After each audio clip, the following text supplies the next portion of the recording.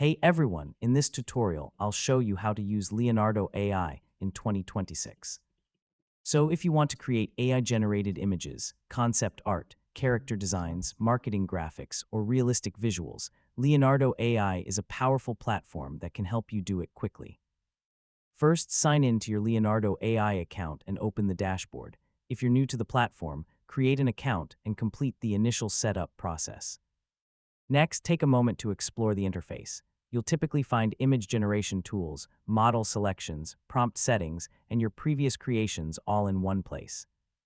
Now click the option to create a new image. This will open the generation workspace where you'll enter your prompt and customize your settings. You can also edit your prompt and create new versions. Small prompt adjustments often lead to dramatically different results. If you're satisfied with an image, use the available enhancement, upscale, or download options to improve and save the final version. Finally, keep experimenting with different prompts, styles, and models. So the more you practice, the better you'll become at creating high-quality AI-generated artwork with Leonardo AI.